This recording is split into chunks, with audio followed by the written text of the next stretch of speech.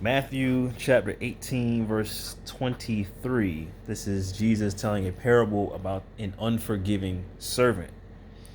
So it says, "Therefore is the kingdom of heaven likened unto a certain king, which would take account of his servants. And when he had begun to reckon, one was brought to him, which owed him 10,000 talents. But as much as he had not to pay, his Lord commanded him to be sold, and his wife, and his children, and all that he had, and payment to be made." So there's this king, this very powerful man that had servants, and one of his servants owed him money, and the servant didn't have the money to pay him. So he says, "Okay, well, I'm going to sell you and your wife and your children and everything that you have, so that I can get paid." So verse 27, verse 26, "The servant therefore fell down and worshipped him, saying, Lord, have patience with me, and I will pay thee all. Then the Lord of that servant was moved with compassion and loosed him and forgave him the debt."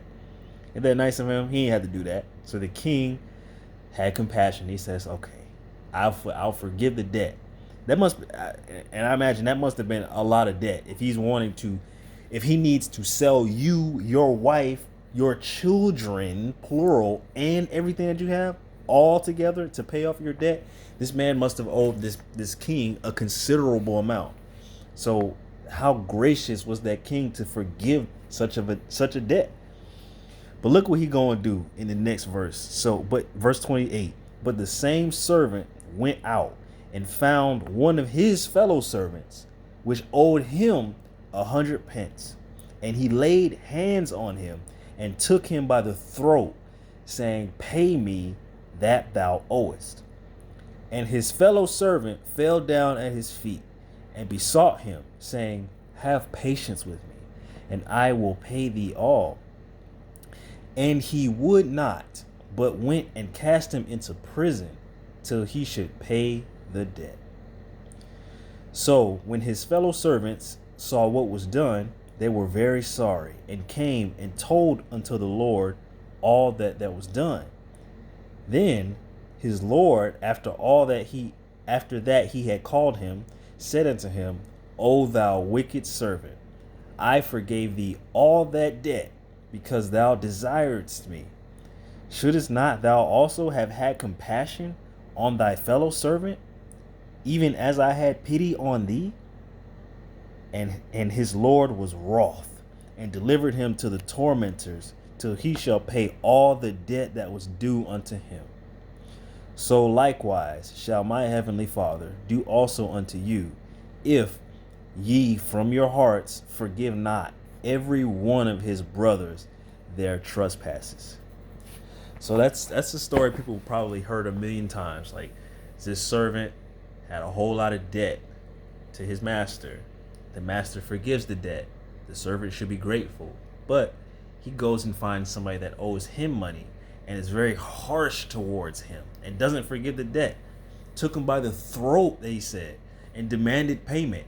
And because he couldn't pay, he threw his fellow servant in prison. What? How can a servant that has been forgiven so much hold a grudge or hold a debt after he has been forgiven himself? So that's the whole point of this kind of parable. So Jesus wants us to not hold debts against our brethren, not hold grudges. He wants us to forgive us, because if we don't forgive our brothers, our sisters, how is our Father in heaven going to forgive us after he's forgiven us already for so much? So it's pretty clear. So likewise shall my heavenly Father do also unto you, if ye from your hearts forgive not everyone his brother their trespasses. So whatever debt somebody owes you, it doesn't have to be monetary in a sense, but it could probably just be bitterness, in your heart because of what somebody did, or how somebody treated you, or how somebody said something. Not even what they said, but how they said it made you feel some type of way. Don't harbor that. Go to that person quickly and resolve the issue. Go to your brother right now. Go to your sister. Explain the situation and be reasonable. Say, come and reason with me. So let's talk about the situation, and forgive them, and embrace them, and come together, because that's what Christ wants us to do. That's how he wants us to behave.